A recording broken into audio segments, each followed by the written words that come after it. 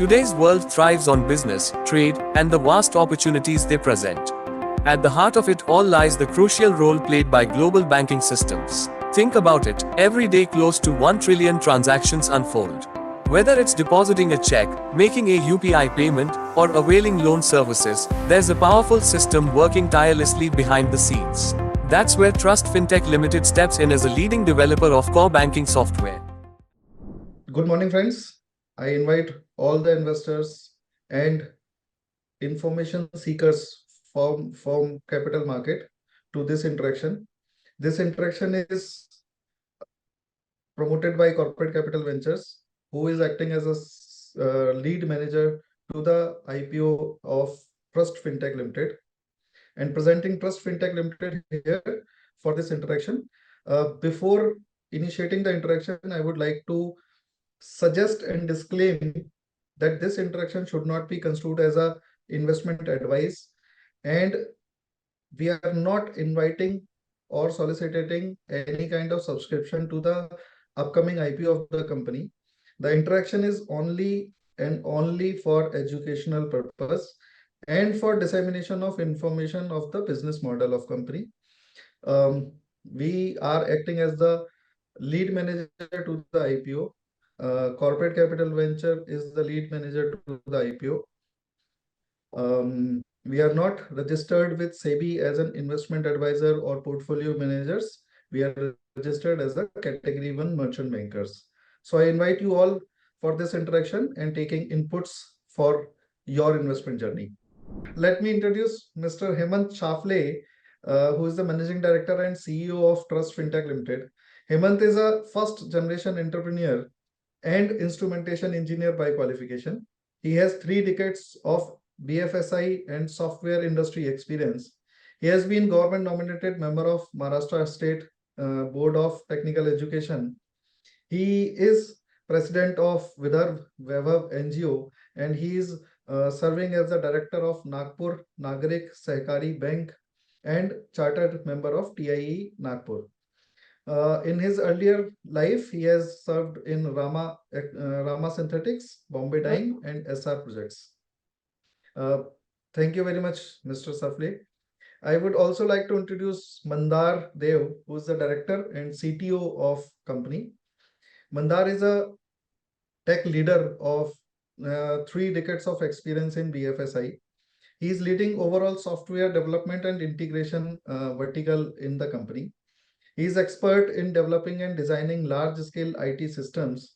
He is specialized in areas like ERP, banking, mobility solutions, and holds a professional diploma in computer applications from La Salle University.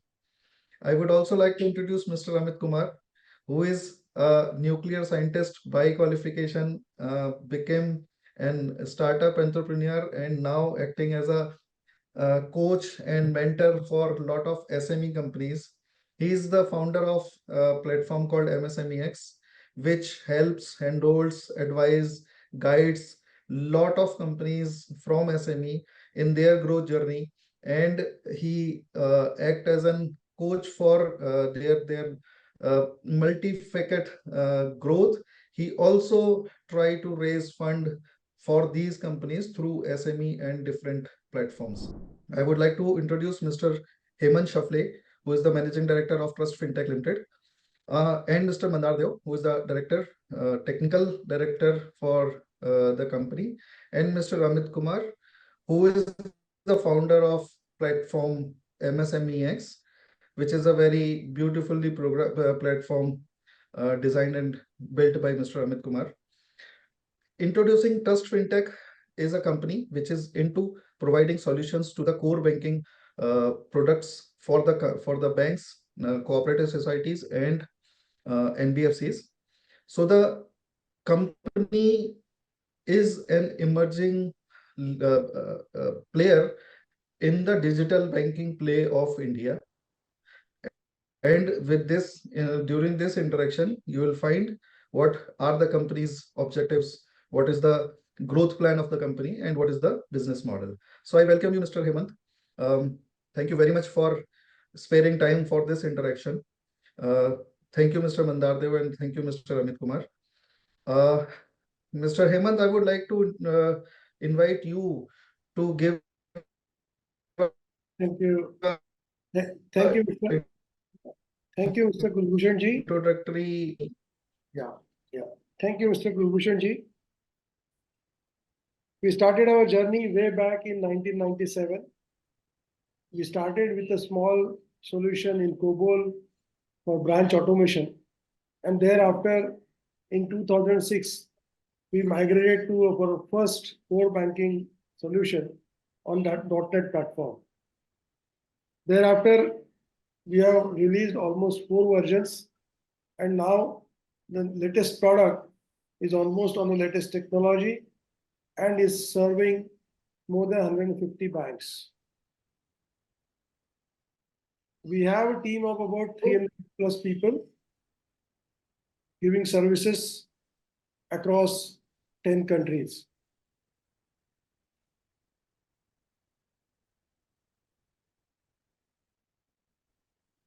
So, what is the core banking in simple words? And please let us know what are your products and offerings to the different your customers, so that a common person can understand what is a core banking solutions. Core is an acronym of Centralized Online Real-Time Exchange. It's basically a backend of or a backbone of entire bank, where if suppose a common man visits the bank, he has to do all transactions at retail counter. Then he has a digital transactions such as RTGS, NEFT, RuPay debit card, transaction through e-commerce. All these transactions which are happening real time, they become a part of core banking system. The system includes deposit accounts, loan accounts, various credit facilities, then investment accounts at bank level. It has a system where all transactions are posted real time across all the branches in a general ledger, as well as it has an integration with RBI reporting. Further, all inter-branch transaction, inter-bank transaction also happens through using core banking system. So why what are your products and services in core banking solutions, sir? We have a core banking system which has got multiple add-on solutions such as RTGS, NEFT, NACH, DBTL interface. Then there are KYC back office solutions, RBI reporting compliance solutions, then the vendor management, all the other things such as shares, recovery management, loan origination form part of core banking system. As a whole, we provide a sort of a ERP for any banking operation.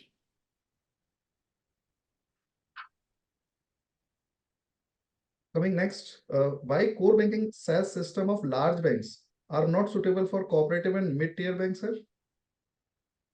See, large cooperative, large banks, they have a tier 1 solution which is designed for a very large customer base, maybe 5,000, 10,000 branch size.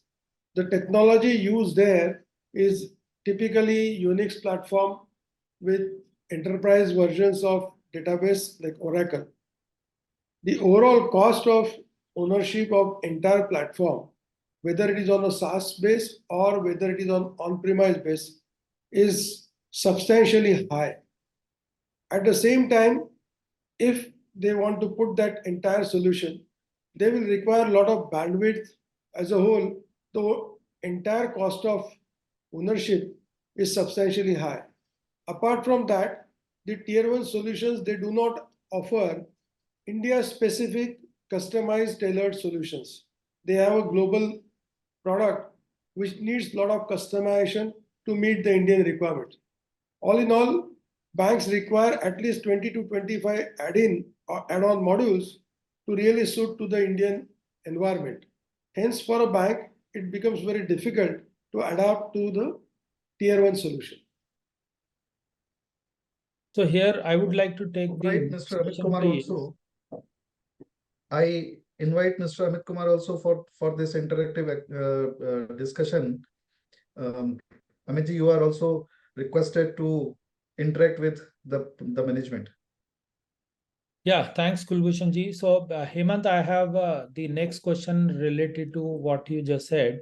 So, if your SaaS systems are cheaper, in comparison to what is used in the large banks, then is there any compromise on data security or the processing speed in your system? No, we are not compromising in any data security. Actually, RBI have mandated the banks to comply with the cybersecurity norms. They have come up with the certifications like VAPT, Vulnerability Assessment Penetration Testing. This is mandatory and this has to be done by certain certified auditors. So for all the banks, the platform testing is essential and has to be done at par as per the requirement of RBI. So we are not compromising on any of this. As far as the performance is concerned, we have tested our platform for almost 2,000 concurrent users with a bank size of 300 plus branches. And I feel that this is a good number of branches customer, where total number of end customer is 6.2 million. So now, in addition to the core banking systems, do you have other product offering as well? Will you please throw the light on your product offering portfolio? Yeah, we have CTS, RTGS interfaces, whether it is direct to RBI or to the sub-member banks, because a lot of banks, they give solution to the cooperative banks for their RTGS solution. Then we have biometric authorization, which is unique. We have a transaction authorization using biometric authorization. RBI is asking for two-factor authentication. So we are providing two-factor along with the biometric authorization. Then we have AML, anti-money laundering, shares, fixed asset, procurement, TDS, GST, payroll, audit and compliance, recovery management, loan origination, RBI compliance reporting with all stack of digital banking, including IMPS, UPI, RuPay debit transaction, POS, e-commerce, BBPS, Bharat Bill Payment System, net banking, as well as doorstep banking, that is tab banking. Recently, we also introduced VKYC, video KYC, as well as WhatsApp banking. So up till this point and throughout this interaction, what I have understood is that you are providing a lot of solutions to the tier 1 and tier 2 banks also, and a lot of products which are used in core banking solutions along with your own core banking solutions, which are designed for smaller banks and cooperative societies and NBFCs. Now, this business seems very, impressive, and that's why I am asking, what is the entry barrier for other SaaS core banking companies to poach your clients by offering, better pricing? See, actually, we are providing total turnkey solution. It's sort of an ERP for a bank. For all the banks, once the bank is digitally up, what I mean is like once they introduce ATM cards, IMPS, UPI, then all banks are connected to UPI. All digital settlements happen T+1 basis. So basically, for any bank to change a software, they have a window of 24 hours, maximum 48 hours downtime from NPCI. And to replace the entire system, it's a big challenge.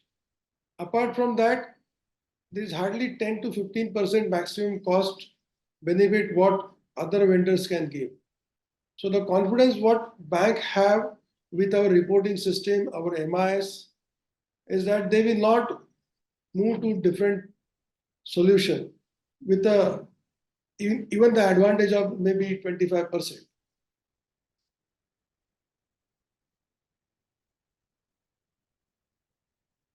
Perfect. So I'll go with the next question. So next question, I think, Mandar, you can also throw some light on it, that we know the banking industry is a regulated industry, and whenever we reach out to other continents, other geographies, how do we customize the existing available core banking product? So how do we do that? One is this, how much time does it take? What are the cost implications at your end? So some views on that part. Yeah, so thank you for asking this question. Basically, our core banking solution is divided into some different core modules. And these core modules are based on some standards, like initially like customer onboarding, which is very generic and can be customized for customer requirements and data requirements as per any country. Second is the accounting platform and accounting adapter. So generally, you know that accounting is common everywhere. There are slight changes of representing the accounting, or there are different rules for different central banks. So our adapter is very configurable, where we can define a standard chart of account and make it adaptable to the central bank of any country. So this we can say in this way, because we have already done this in so many African countries and Sri Lanka, Nepal, and other things. So we already have some experience that how we do it. And regarding technology, we are using the standard Microsoft platform, which is available on any cloud platform like Azure, AWS, or GSP. So we are also, our software is also compatible with either on-prem or any standard clouds available in the market. So how much time does it take to do a customization for a new country?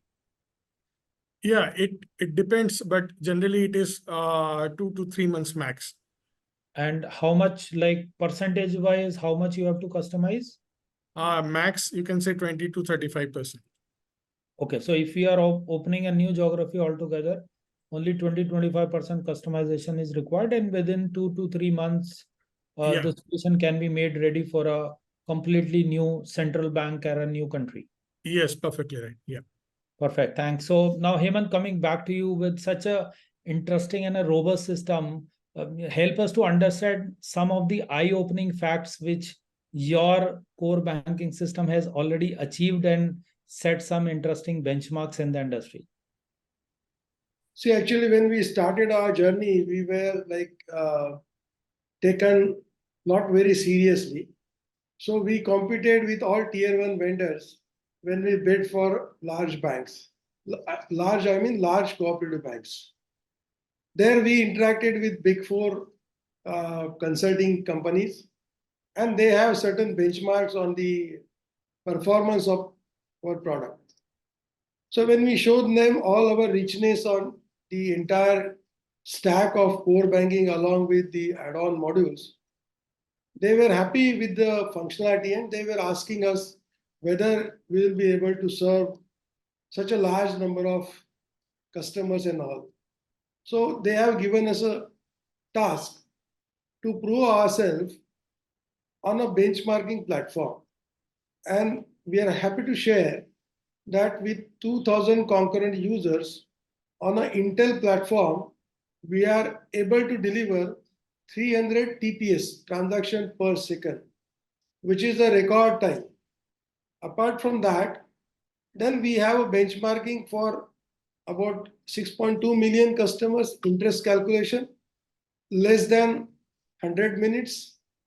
Then year-end entire process for a bank with 6.2 million customers and 1 million plus loan accounts happening in just 3.5 hours, which is definitely a very plus as regard to what bank were using earlier legacy systems.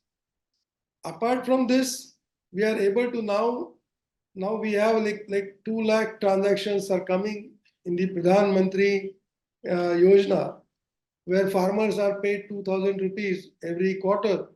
So 2 lakh transactions we are able to commit in just 13 minutes. Earlier, bank used to split those into 500 transactions per batch, and it used to take almost 10 days to complete the transaction. Further, we have now batch processing capability, where we are processing a batch of 20,000 transactions in less than 3 minutes.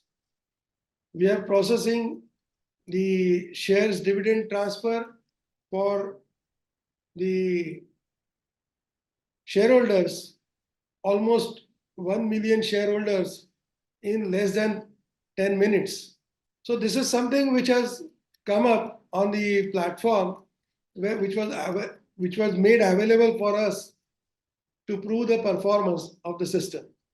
With this, we are very confident now on any platform, we'll definitely outperform at any level. And the system is very stable now. With almost now, this version is, we are into 4th year. So system is quite stable with almost geographies spanning 12 countries, 10 to 12 countries. Perfect. And I think my world was only limited to the large banks because I generally deal with the large banks. And after interacting with you a few times, I understood the power of cooperative banking system also in India, how the actual Bharat is actually relying on this digital system. So over to you, Kulbhushan. What I have understood is that you have horizontal services and product available to the banks for their different needs, and you have designed it so beautifully and so deeply that these kind of transactions which you have just interpreted, these kind of transactions are happening on your platform built by Trust Fintech. So that's awesome. And now when I have understood that these all products were designed for Indian cooperative banks and Indian banking ecosystem, how scalable this outreach is within and outside India, and what could be the market size of these products in India and abroad? Yeah, market size is quite large. If we talk of India, we have close to 2,000 banks. This includes cooperative banks, district central cooperative banks. Then there are close to 10,000 NBFCs. In cooperative banks, cooperative societies of large size, we have pan-India close to 10,000 cooperative societies. These are, I'm talking about large cooperative societies with more than 50 branches. This is basically a India size if we can talk. But we are now also focusing in US, where there are 7,000 credit unions in US itself. There are more than 2,000 credit unions in Canada. So when we look at the overall market, it's a more than, you can say, 100,000 institutions globally. As far as the product is concerned, it's quite mature, and we can definitely take it to any country, as Mandar has already emphasized, with maybe 3 to 4 months maximum time, we can customize the solution to meet their requirement. What I have heard, I'm not sure of the fact that India is more developed and more mature in terms of global banking ecosystems, and US and Canada are also following back Indian banking ecosystem. So what are those products you want to take abroad? See, right now, real-time gross settlement RTGS NEFT is not there in US. CTS is there, but CTS happens in silos. Like in US, they have a group of 5 banks, they are providing interbank CTS. So just as we have a clearing system where pan-India, if the check gets cleared in maximum 2 days, in US it might take a week. Apart from that, UPI and IMPS, UPI is globally, India is a leader. There is no UPI in US. So basically, all this technology part is right now not available in US. And if we position ourselves with our entire offering now, definitely in next 3 to 4 years, where US will adopt all the technology from India, we'll have a strategic advantage. Exactly role you or your company play in terms of UPI, sir? We have UPI adapter. We have done integration with Switch, where we can provide the transaction service to either side. And we also have a reconciliation. We will be developing universal digital reconciliation. Currently, we have a reconciliation which is tightly connected with our CBS, but subsequently, in next 6 months, we will have a universal digital reconciliation module, which can integrate and reconcile any type of transaction in any CBS. This is just a part and small part of your product offering. Yeah, this is a part of our product, but now we are decoupling it with our CBS, and with the APIs, we'll be having 100% integration with third-party CBS. Over to you, Amit. So this is pretty interesting, to know that US consumer, especially in the digital banking, they have a lot of patience, and Indian consumer is actually reducing the patience time, and that is possibly forcing all of us to come with better innovations. And I think Trust Fintech is adding a interesting value in that. So now, Mandar, coming to you to understand that we all know that technology gets obsolete very fast in today's world. So how are you going to make sure that this risk of technology cannibalization is mitigated, and how you are upgrading your existing systems and making them at par with the latest what is available in the market? Yeah, thanks, Amit, for asking the question. See, we understand the importance of staying at the forefront of technology advancements, and we are continuously innovating to meet evolving market needs. To mitigate this risk, basically, we are investing a lot of time and money in investing in R&D to cope up with the new incoming technologies like WhatsApp banking, then making open API systems and all. And already our system actually on a platform which is universal, you can say. It is on Microsoft platform, and our application is already compatible with all type of cloud platforms available like Azure, GWC, Google Workspace, as well as AWS. So, and our architecture is flexible and scalable, where we can attach additional modules to it. We have already integrated with all the standard type of channels like payment systems like SWIFT, RTGS, NEFT, SFMS, then API-based integrations, TCP/IP-based integrations, like in case of ATM switches, where we are using standard platforms like ISO 8583. In case of SWIFT, we are using MT and MX messages. So already we have all the adapters included in our core system, and this is not dependent on any third-party tool. It is everything homegrown.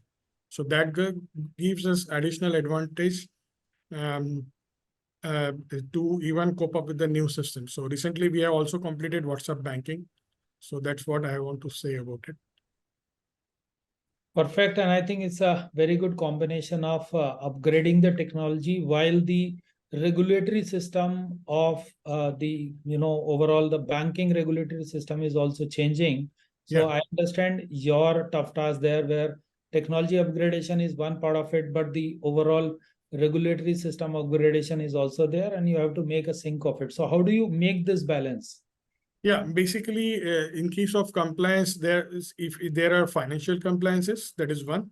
So where we have flexible system to adapt to the reporting for the financial compliances reporting. Other thing is, as you have said, that related to security standards, which is changing day by day because of risk and all.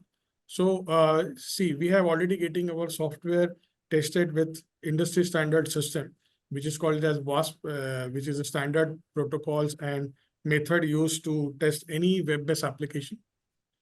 So we are getting our software tested with third-party systems, where at least in India certain, which is equally compatible with any standards in world.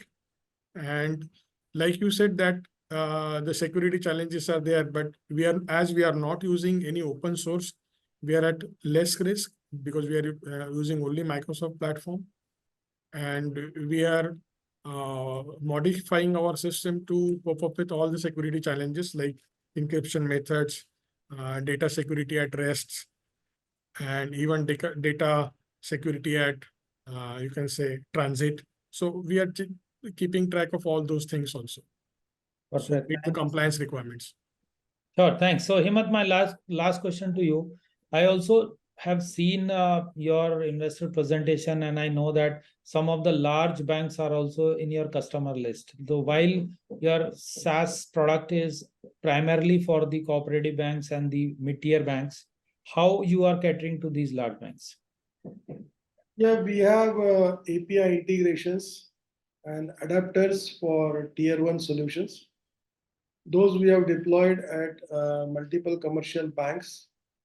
The solutions include CKYC, then GST, which also includes procurement, TDS, expense TDS, then fixed assets.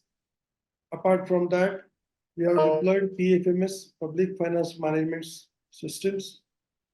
Basically, a new solution come up by Government of India has come up with the direct benefit to end customers' account. So it will be a bridge between the Finance Ministry and the one of the commercial bank, who will be a nodal agency to distribute the entire funds to beneficiaries. Apart from that, we are also coming up with a reporting solution, which is currently we have with our CBS, but in very short time, we'll come up this as a product where we will have a separate data lake where data will be pushed to that system, and from there onwards, like to RBI compliance, the ready-made solution will be available for any of the bank. So wherever the bank requires the solutions, such as all these add-on services, we have add-on solutions which can plug and play with any of the tier 1 player. Perfect. So we can say that you are complementing to the tier 1 core banking systems, while you are also developing a complete end-to-end solution for the cooperative banks and mid-tier banks. Yeah, and we are vendor now with almost all the commercial banks and tier 1 banks in India. Perfect. Over to you, Kulbhushan ji. So there are few selected tier 1 banks, and you have said NBFCs and so is this market a bit crowded market, and are they supposed to have a universal platform of banking solutions, and what is the competition in this mass which you are facing in your segment? Please have a light on that, Hemant. Yeah, we have been continuously upgrading our system, and because of continuous upgradation, we are on the latest platform in terms of technology as well as in terms of functionality. We had a foresight of seeing the things so that whatever RBI is asking today, we have already built it 2 years back. So basically, we are ahead of our competition in terms of functionality as well as in terms of technology. That's why we are able to convert all the existing players which are there in tier 2 and which are currently serving the cooperative banks in tier 2 segment. Who are the competitors providing same kind of product and services for tier 1 and tier 2, 3 banks and cooperative societies? Yeah, in tier 1, we have big names like Finacle, FlexCube, Banks 24. In tier 2, we have SwiftCore, and then Digital Banking, vCore, multiple solutions, Ncore. So, but all these players, they have the technology stack in tier 2, I'm talking, not in tier 1. In tier 2, their technology stack is not latest technology.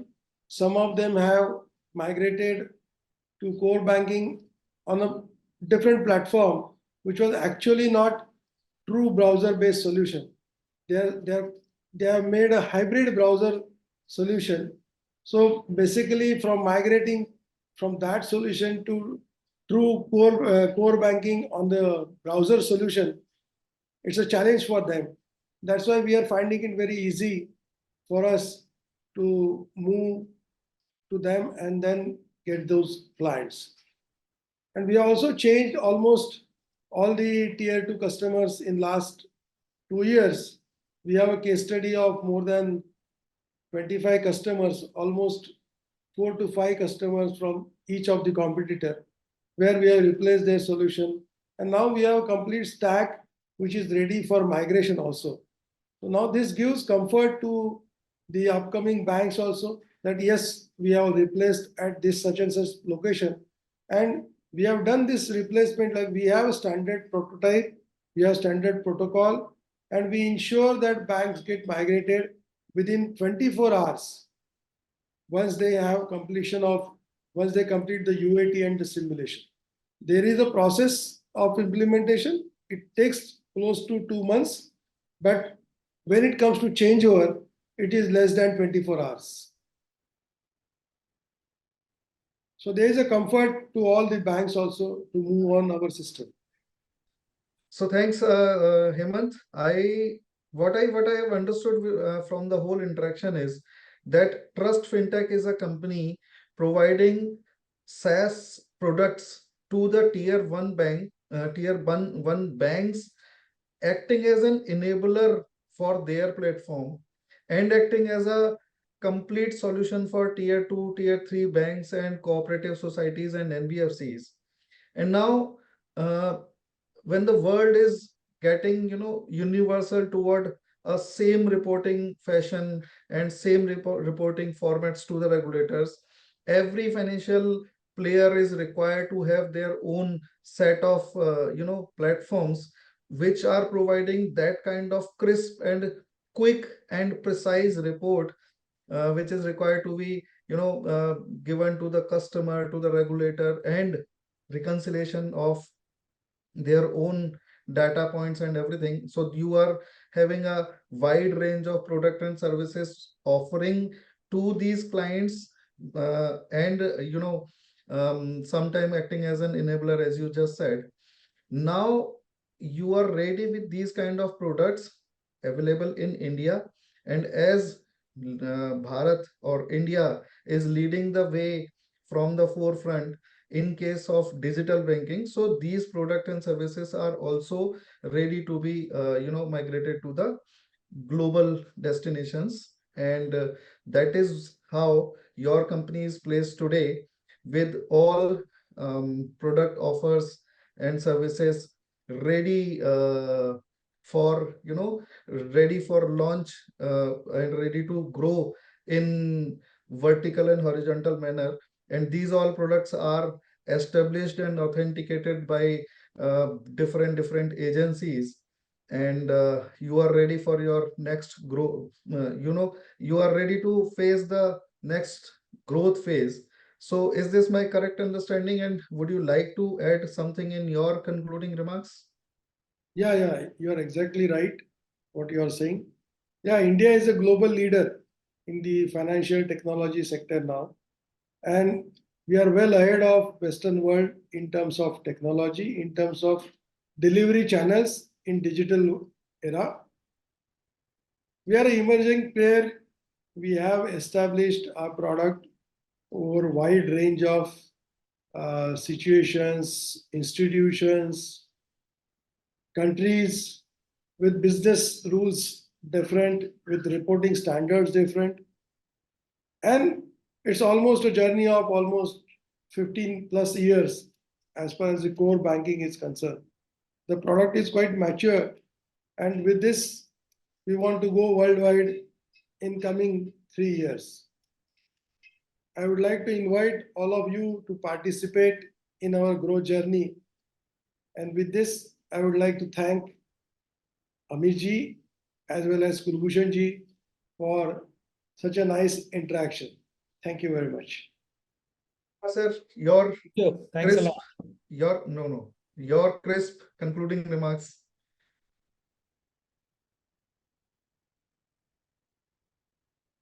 And that's sir. Yeah, my concluding remarks.